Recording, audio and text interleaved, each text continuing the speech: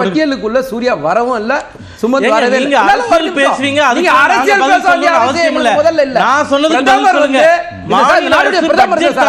ஒரு மாநிலத்துடைய உரிமையை பத்தி பேசும்போது அழுகிறர்கள் சொன்னாலும் சரி, புலம்பர்கள் சொல்ல, அது என்ன டோன்? அது நீங்க பிரதமர் தானே, நீங்க குஜராத்துடைய முதலமைச்சராக இருக்கும்போது ஒரு டோன்ல பேசுவீங்க, முதல்வராக இருக்கும்போது ஒரு டோன்ல பேசுன நீங்க பிரதமராக இருக்கும்போது வேற ஒரு டோன்ல எப்படி பேசுவீங்க?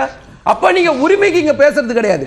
நான் திரும்பவும் சொல்றேன், நிதியை பொறுத்த வரைக்கும் தமிழ்நாடு முழுசா வஞ்சிக்கிறீங்க, அதுல எந்த விதமான மாற்று கருத்து கிடையாது. நான் கேட்டதுக்கு இவங்க யாரும் பதில் சொல்லவும் கிடையாது. ரெண்டாவது இன்னொரு விஷயம் என்னன்னா, சகோதரர் இவர் சொல்றதும் சரி, சுமந்த் ராமன் சொன்னதும் சரி, மகாராஷ்டிரா இதை தான் ஒப்பிட்டு பேசுறாங்களே தவிர, நான் திரும்ப கேட்கிறேன், தமிழ்நாட்டுக்கான நிதியை பத்தி திரும்பவும் பேசுங்க. நீங்க எங்களோட சேர்ந்து நான் என்ன கேள்வி பதில் சொன்னாரா சார்? அவர் கேட்ட எல்லா கேள்வியும்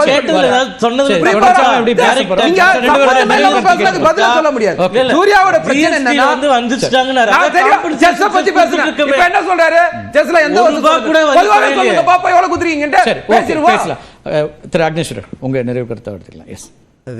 தேர்தல் அறிக்கை எண் 25 தமிழ்நாட்டின் கடன் சுமை 9 லட்சம் கோடி அளவில் உள்ளது. தமிழ்நாட்டில் பிறக்கும் ஒவ்வொரு குழந்தையும் 1,25,000 கடனோடு பிறக்கிறது. இந்த இதை மாநிலத்தின் பொருளாதாரத்தை மேம்படுத்துவதற்கும் தேவையான சரியான நடவடிக்கையை எடுப்பதற்கும் அரசு ஒரு பொருளாதார குழுவை நியமிக்கும். வருவாய் பற்றாக்குறையை கட்டுப்படுத்தி இருக்கோம், அதாவது முதலீட்டை ஈர்த்து இருக்கோம், பயம் வேலை வாய்ப்பை உருவாக்கி இருக்கோம். பயம் பாருங்க,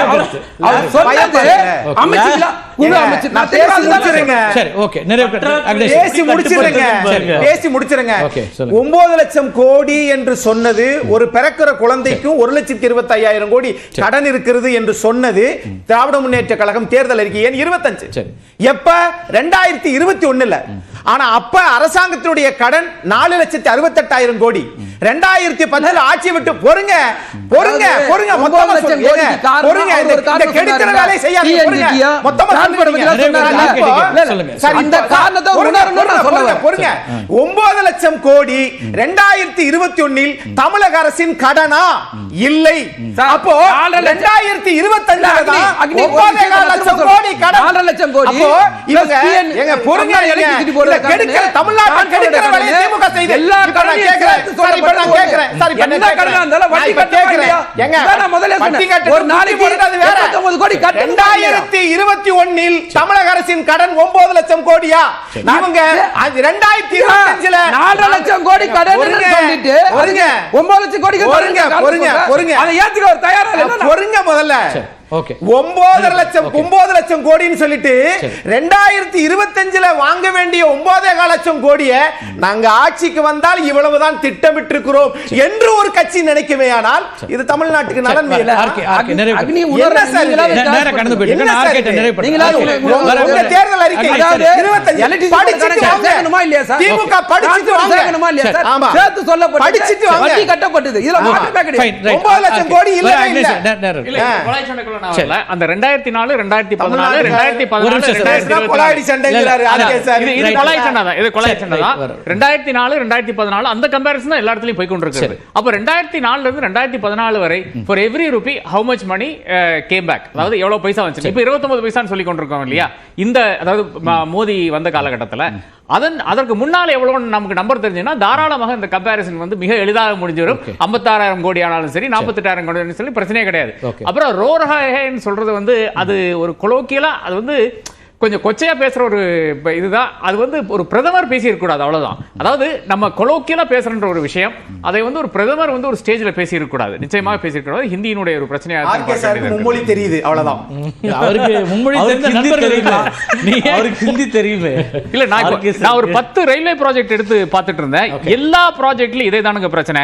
அதாவது இப்போ Dharmapuri Morappur 36 kilometre, Tindivanam Nagari 150 kilometre allocation எப்போ இன்ட்ரீம் பட்ஜெட் பட்ஜெட்ல எலெக்ஷன் முன்னாடி வந்தது இல்லையா, அந்த இன்டரிம் பட்ஜெட்ல வந்து 775 கோடி அலோகேட் பண்ணிட்டு அப்புறம் புது பட்ஜெட்ல என்ன பண்றாங்கன்னா 246 கோடியாக குறைக்கிறார்கள்.